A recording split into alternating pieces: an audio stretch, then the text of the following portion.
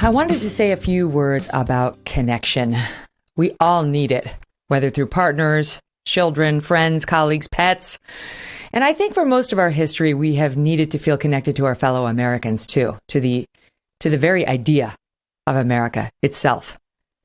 Feels like that's waning these days, doesn't it? As we become more tribal, more political, more judgmental, less forgiving. It seems like we are dividing into two groups in this country these days. Those who love America and those who loathe it. But you gotta stop and wonder every once in a while, is that real? Does half of the country actually hate it? Or is a dour, misguided subsection driving that narrative? A subsection who most of us see as lost, a little sad, and a group either to be ignored or defeated. Peggy Noonan had a Wall Street Journal column out after the 9/11 anniversary this year, captioned, "America has lost the thread." I recommend it to you. She was right after the Met Gala, and they were supposed to be wearing these patriotic outfits, and they didn't get it because Hollywood. But the column was about how it feels like we no longer live in the America that came together after the 9/11 attacks. We're so divided now. We're so mean to one another, unlike back then. Quote, "Following the trauma and drama of 9/11, she wrote, we started discovering in some new way our nation's meaning, what it was in history, meant to us. We talked about it. We saw. The first thing the firemen did after the towers fell was put up the flag." Exactly. I remember those days so vividly, don't you? When we were quicker to hold doors for one another, to cede the cab to someone else, to let somebody else go in front of us at the grocery aisle. There was a sense that we were going through something together and that we would get through it together. These days, there's loose talk of secession. Constant demonization of whole groups of Americans based on the most pernicious of reasons. Skin color, gender, background, political party, beliefs that differ from our own when it comes to hard work, tenacity, mental toughness, and so on. But then you put down the TV remote or the newspaper or the smartphone and you step out into the real world where you are still free to hold a door for someone, to smile at a stranger, to cede your place in the grocery aisle. And when you do, you find kindness abounds. It's everywhere. Blue and red America. That's who we are.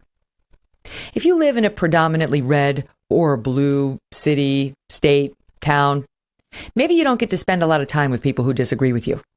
That is an advantage I have had living the past 20 years in New York City and now in Connecticut as a center-right person. I am surrounded by Democrats, tons of them, everywhere, virtually all of them, who I absolutely happen to love, even my mom. I don't necessarily agree with most of their politics, but I socialize with them, I cry with them, I celebrate the babies with them, and I mourn them when they pass, like my sweet neighbor Stu this month. You don't think about politics in those moments. You don't think about who somebody votes for.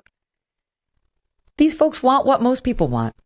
They want safe neighborhoods, good schools, an end to the pandemic, grace for themselves or for their kids if they screw up, a healthy environment, a good job, good health care, the ability to save a little, maybe take a vacation here or there. They are not running around trying to cancel people, defund the police, enter trans girls in girls' sports irrespective of the unfair advantages, force kink on young kids, segregate classes, or divide children by skin color. That is a woke problem. It's not necessarily a Democrat problem. And it's important to understand the difference there. I speak here of little d Dems, not the party itself. Big D Dems have proven they are beholden to the loudest, cruelest, most insane voices in their party. They actually did push in city after city to defund the cops and put criminals back on the street. They actually do favor X-rated books in schools and radical trans and race messaging that is unhinged. I do not have a friend, and again, most of my closest pals are lifelong Democrats, who favors that nonsense.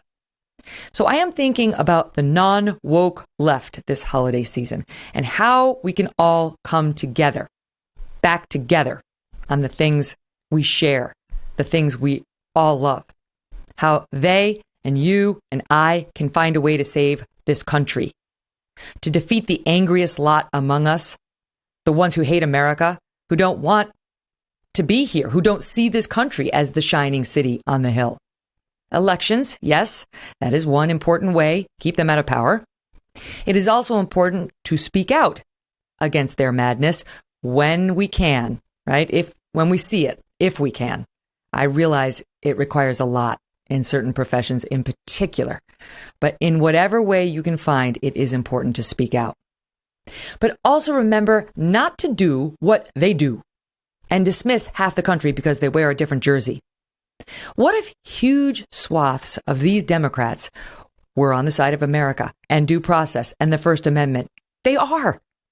Would you want to chase them into the arms of your opponent by calling them names and treating them rudely and always assuming the worst about them? That's what you fall into in right-wing media, right? The left is horrible. Well, it's not all the left. It's not. Don't divide the army. You don't have to. A recent survey done by Real Clear Politics Investigations showed that 85% of Americans say they are patriotic, believe themselves to be patriotic. 9 out of 10 voters believe the U.S. continues to do a lot of good in the world. And 90% of voters reject the notion that America does more harm than good globally.